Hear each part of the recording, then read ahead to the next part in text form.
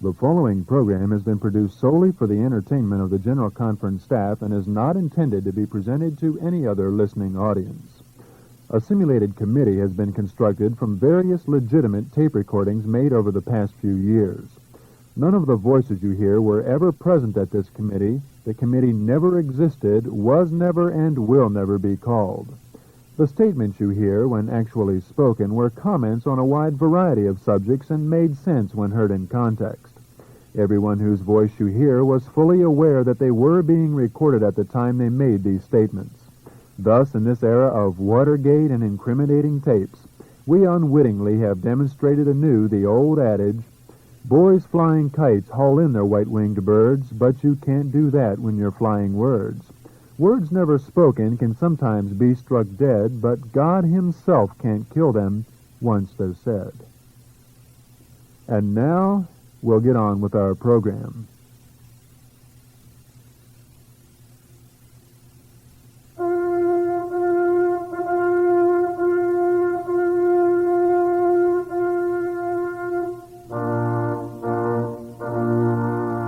No, man, that's not the right cut. Yeah, put it forward a little bit. Yeah, okay. Right there. That should be it. Okay, try that one. No, that's not right either, man. Put it up a little bit farther. Okay, try that.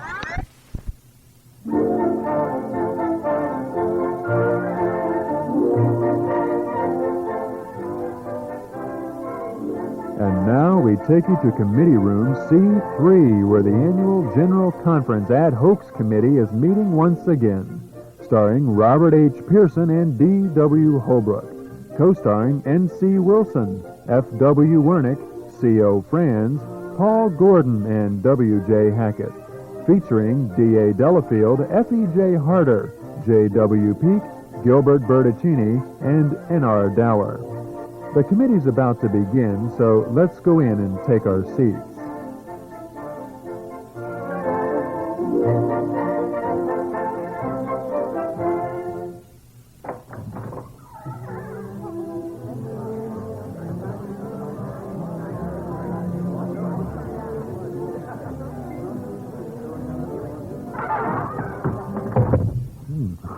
I didn't think that the social committee was meeting today.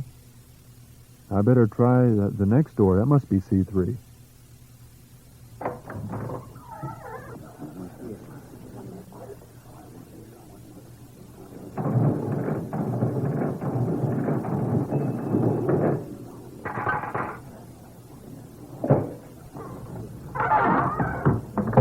Oops, that's the Finance Committee. I didn't think they met until about 9 or 10 this morning.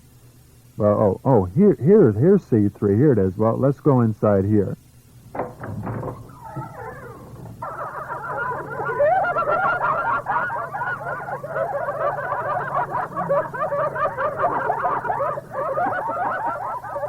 I have time to tell the other one?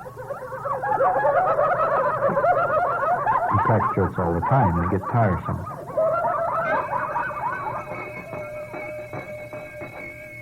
Gentlemen, please come inside now. The committee is now coming to order. Please come inside. He always wants to cut out all the talk and get things settled. Well, Dr. Holbrook, isn't that what we're here for? Listen, how do you get anything done without authority and without obedience to that authority? I'd like to make it very clear from the outset that we're not mechanical wind-up toys. That decries the sham and the mere rhetoric. All right, listen, I'd like to make it perfectly clear from the very beginning. Anyone who can't conform to our organized way of doing things can leave right now. Do I make myself clear, gentlemen? Yes. No, you did make yourself clear.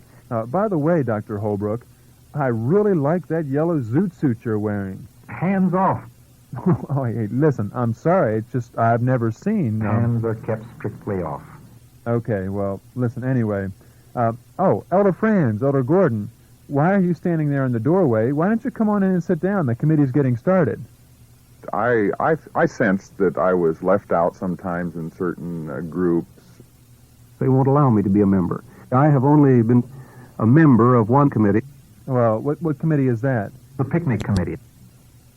There goes the lights again. They keep blinking on and off all day long. What's with the electricity in this room? It's a power that is mysterious, a force that we do not fully understand. It's always the same person. He's great on just thinking things out loud. Listen, gentlemen, has anyone seen Elder Wilson and Elder Pearson? Status leader and the functional leader. Gentlemen, we understand you're late because you were stuck out in the elevator watching the elevator repairman. Now, what did you see that was so interesting that it withheld you from a committee meeting of this importance? Wheels within wheels. Every wheel works in perfect harmony with every other. You know, it's really amazing how much bluffing goes on in a committee. That's right. We can offer it very specifically. By the way, Elder Wilson, Mrs. Lesher called to say that there's a group of people waiting to tour the General Conference. She said that you've been taking most of the tours lately, and she thought that she'd call over here and let you take this one, too. I see as long as Elder Pearson is here, you can probably go ahead and attend to these people. Why are you meeting these people all day long like this? The feeling was that we ought to break away from the conventional, from the ordinary, and actually face challenges as they seem to exist today rather than simply in a casual way. What a statement. This program is too heavy for you. You can't possibly do all of this work alone. Well, listen, maybe we can get someone from the communication department to take the tour. Because we have to get down to business, and in order to do that, we must refrain from these time-consuming subcommittees. Sometimes they're rather frustrating, sometimes they antagonize, but they're worth listening to. Listen, we understand that this is an ad hoc committee. Which is a standing committee of the General Conference. Well, what is the purpose of this committee? I've never served on one like this. Why are we here? You've asked me a question now that would take me a long time to answer. This is a very good question, and it's an important one. That's a very leading question and one that is rather difficult to answer. Well, you've often probably been told that's a good question. I'm glad you asked that. And really, it is a good question. This question has come to us from the field from time to time. Well, now, that's quite a question. They keep struggling along, and they don't seem to be making any progress. We have had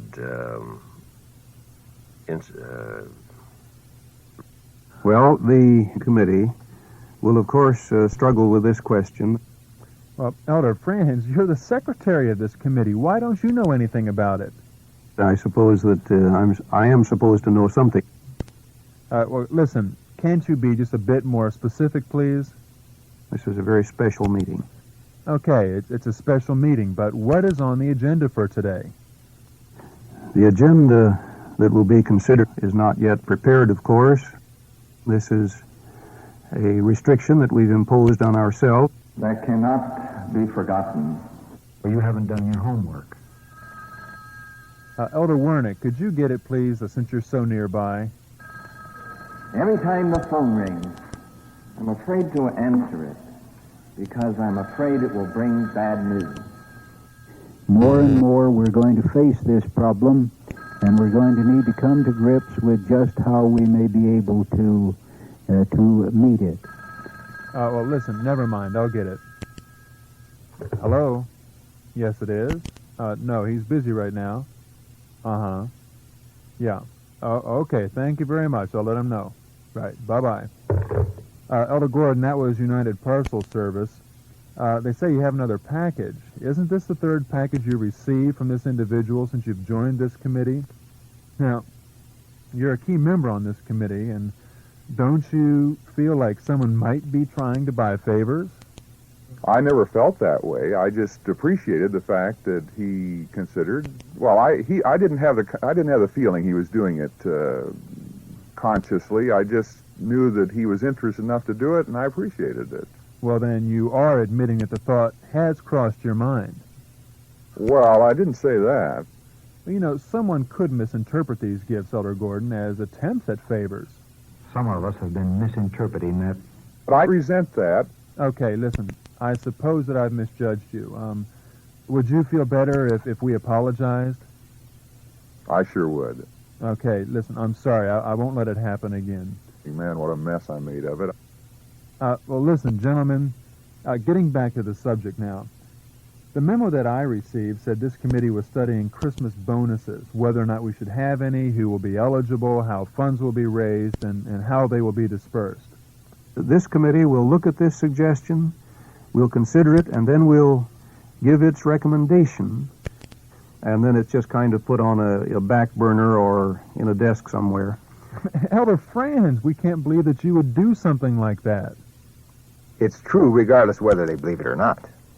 Shall we consider this here or shall we not? Yes, that's what I was worrying about. Yes? Gentlemen, are these Christmas bonuses a new idea, or has this program been field tested in recent years? Reaction has been more favorable than any received from a newly instituted program in recent history. I believe in the program totally. Well, who did we get to do this field testing for us? The 500 largest corporations in America. Oh, that's a rather extensive program, I'd say. When did it all begin? 80 years ago, or 30 years ago. 30 years ago? I can't believe that all this has been going on, and I've never even noticed it. There are lots of things going on you probably never noticed before. Elder Pearson, I just thought of something. We've heard that you've had about 10 Christmas stockings hanging on your mantel at home. Now, I know you don't have that many people in your house. Could you inform us what these stockings are for? One for each union in the North American division. Getting back to the subject again, just who will qualify for these Christmas bonuses? More than 150,000 leaders, as well as thousands of pastors, teachers, and other leaders. Well, now, if you have that many people, I know that there must be some prerequisites. Elder Hackett, do you happen to know what the prerequisites are? An executive, a conference president, a departmental man, that he be polite and good-humored, that he be honest and forthright, sincere and dedicated, a real person, not a pretender, dignified, but not obsequious, calm and composed, yet not lacking enthusiasm and warmth, courageous without being rude, aggressive without dictatorship, pliable but not permissive, unfaltering Elder Hackett. but not immovable, Elder Hackett. kind without weakness, hello.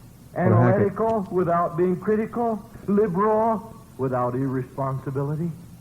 Is it too much to ask? How could they do anything else? Is leadership really that important? I believe that there needs to be a confidence, and this involves confidence in leadership. If this confidence is deserved. Well, I think this is true, though you would have to define what you mean. In other words, what I'm saying is that there must be Well, Elder Pearson, maybe you could give us 3 pointers as to good leadership, what a good leader is. He leads without knowing that he does. A leader passes the blame down. A leader teaches the ability to determine here is a need. A leader is not a very real need. A leader is one who has specialized in the area of his success. A leader identifies, and this is not all. A leader major in minors and minor in majors. He must follow up the grassroots. And third, following through on plans and problems. We need to follow through. We need to follow through on our plans and problems. These are 3 suggestions that I would have. Well, this Christmas bonus involves a large number of people, meaning a sizable amount of funds. Now, other denominations have found church bazaars and church-sponsored lotteries effective in fundraising. Now, in the past, this organization has taken a strong stand against this type of activity. But what is your thinking on this now? Watch him wiggle and squirm as he thinks it over. We need to get out where the action is. Things are different now than they were 25 or 30 years ago. But I feel sure that the money will be available. Well, does this committee have the authority to authorize a bazaar and lottery type of fundraising program? There will be the laying of quinquennium for the coming clans. There will be the dealing that will need ratification. One of the things that is striking is the contradiction. Elder Wernick, you're relatively new on this committee. Do you feel it's really wise to make such a strong statement? Alexander, Caesar, Charlemagne, and myself, upon what did the creation of our genius depend? Upon force. Elder Wernick, now, certainly that attitude's not going to help you make any friends around here. People don't mean nothing to me, and I don't mean nothing to them, and I aim to keep it like that. He interprets every disagreement with him as a personal attack. Why not talk a little less next time and sit back in the corner and just watch? Gentlemen, do we see a little hostility developing? What seems to be the problem? Our problem is how to be loyal and disagree at the same time. But we're trying to run an informal committee, a sort of a home environment to ease these types of tensions that are developing. Let's face it, when we're in a home environment, we let our hair down and perhaps don't keep as formal a face, and we shouldn't. Well, I thought that the home was to be a relaxed environment. For instance, what's the first thing you say to your wife when you get home in the evening? Things aren't out on the table like they ought to be. Oh, well, listen. The relaxed environment we're trying to have here should encourage a freer type of discussion. There is no such thing as a free discussion. Okay, listen. Let's just try to limit our comments to pertinent committee matters and avoid this backstabbing and hostility. Does this mean we can't even talk? No, not at all. What I'm saying is we're obviously going to have to follow Robert's Rules of Order more closely. Robert's Rules of Order is the biggest disaster that ever hit us. I beg your pardon. Robert's Rules of Order provides an orderly means of doing business. But I consider you inadequate. If you're not with me, you must be against me. We've gotten off the subject again. Now let's try to stay on track. Back to the thing about bazaars and fundraisings. What if something goes wrong with the church bazaars and church-sponsored lotteries as a means of fundraising? What are we going to lose? I have $900 million at risk. This could be a serious mistake. No, I don't think so. And as you know, we have had excellent advice from Kenneth Emerson. But don't you feel a little leery using a gimmick to raise money? Gimmicks, of course, are commonplace in our world today. And I think that probably the needs that exist should be an overriding factor in allaying that kind of fear that might arise in anyone's mind. Okay, well, listen, maybe a gimmick is a bad word, but isn't it indeed a trick to raise money this way? No, it's not a trick. It's the only way, actually. But if word of this, if word of this controversial means of fundraising gets out to the more conservative members of the church, don't you think they would trace it back to these committee members? They're so visible that whatever they do, it shows. Well, what if this reaction from the field becomes rather strong? That's a good question. Did you ever try to hide? Problems.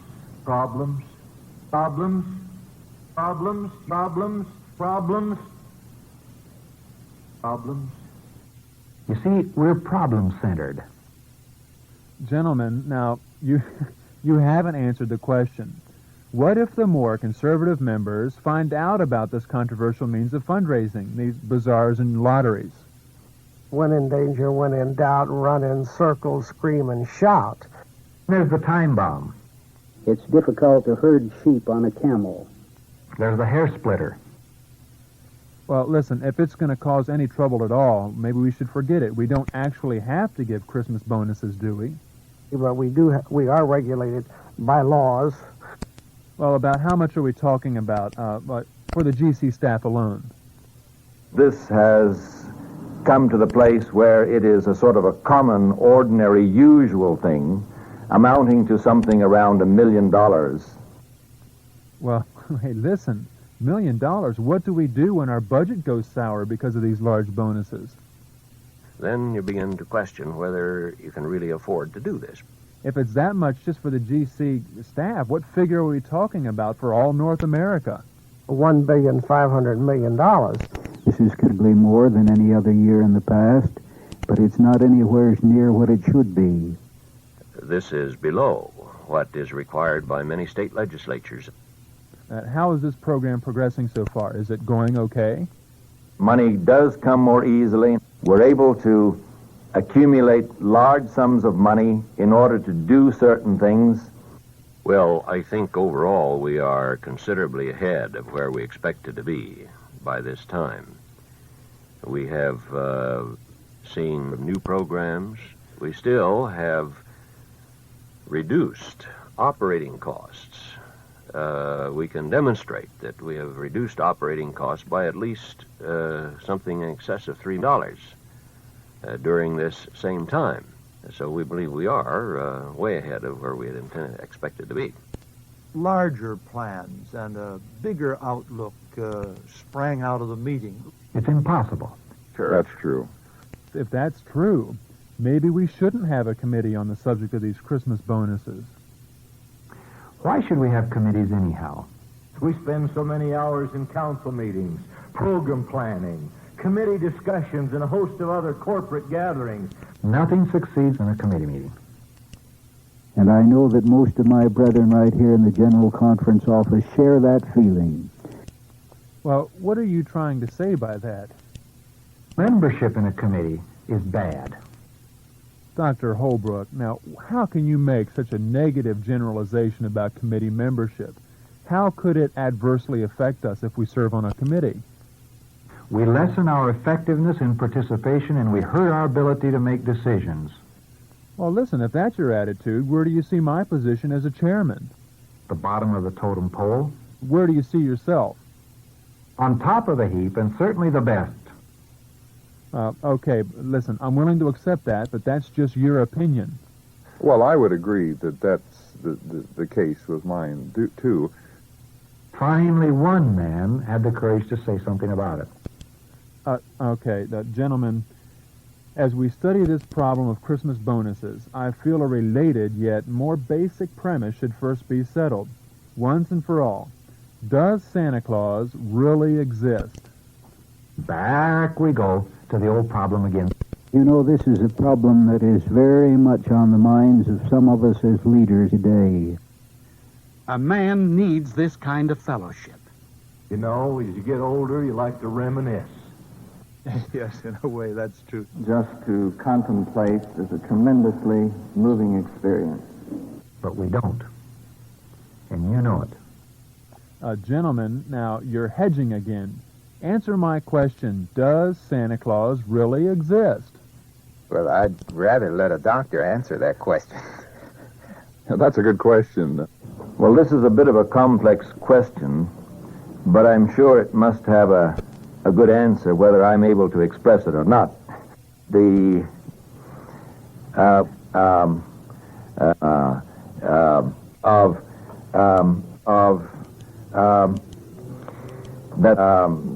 in one short speech, he can talk on both sides of the same question and end up squarely in the middle at the end. Look, we don't want to have anything to do with this item. But we really do. Gentlemen, come on now. We're wasting time. Let's be more specific about Santa Claus. I never want these words merely to become a cliche or something that's old hat. It's one of the stories that we tell. Truly, Christmas is a season of tragedy. How many adults really believe in Santa Claus? Be interesting to get some statistics on the thing to see whether there's any problem. Some of the statistics indicate down to 1% and 2%. Well, about how many adults would that represent? Well over 215,000. Well, then that's pretty conclusive evidence, isn't it, that Santa Claus really does exist? There are many things that I might say in response to that question. Here's the politician. That's correct. Yes, that's correct. We don't want any yes men. Well, I wouldn't want to say that's correct. But why should grown men believe in a thing like Santa Claus? Well, there are dozens and dozens of reasons. Well, what are they? Loneliness is a terrible thing, wherever it's found. And it is a personal thing. I would say that when I was quite a bit younger, my parents didn't let me know what was going on. I should qualify that. You just give me a minute or two, and I don't know how much more time we have, but... Hey, listen, grown men who believe in Santa Claus, wouldn't they be laughed at? I'm not concerned about that as long as they are good citizens. Well, okay, but if we here, right now, decide once and for all that Santa Claus really does exist, do you think most of the people would really follow our lead? Yes, I believe they would. Our actions are binding. I shall give it every possible support. Got to start here. Is it too much to ask? Dr. Holbrook, looking at you, I think you seem to be a bit indifferent to this whole subject. How do you really feel about the Santa Claus? Bored. But I understand that when you were a boy, didn't you say that Santa Claus was your best friend? Well, of course I thought he was the best. How else would I have said it? Well then, if that's the way you felt then, why can't you express your beliefs now? I don't want to look stupid. Well, gentlemen, our time is just about up, but I was wondering, right before we leave our committee, how do you all feel about this new year that's coming up? I have confidence as I face this new year. Never was I more confident with the paucity of funds. Never was I more confident in my own New Year's resolutions. And never was I more confident than I am today. Stand up, take a bow, and go on with your work.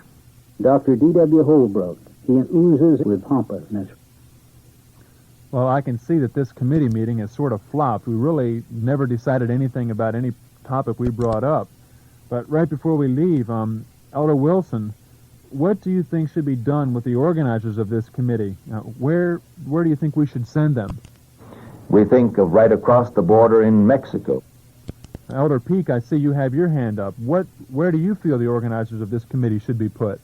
In a converted coal bin in the basement of the main General Conference building. Well, that's a little bit drastic. How long do you plan to keep them there? Forever and ever. Well, you know, we understand that you've also been considering about punitive measures of a financial nature to put on those who got this committee together. How much were you thinking about deducting from their salary? We had put as a sort of a target the possibility of a week's salary. Well, what are you planning to do with this money that you have? We've been told that there are only really two places where one can safely invest money. One is in the Treasury, the other is in the Treasury. Well, listen, perhaps one of you could summarize the results of this committee. Dr. Holbrook, what's your impression of what's going on in this committee? Much scholarly research wrapped in heady lingo, scholarly double talk with terrifying terminologies to frighten laymen and provide satisfying nests of polysyllables for the scholar to go to roost. Well, if that's your opinion, is there anything that was decided today that we should maybe reconsider or change? Our ideas, our plans, our proposals, and our standards. Beautiful. Magnificent. Just before I close, I'd like to take this opportunity of wishing all of those that are listening in, I'd like to wish you all a very happy new year, and I'd like to say that I hope that 1975 will be the best year in the history of every single one of you who are listening in tonight. Who was this man? His voice seemed so familiar.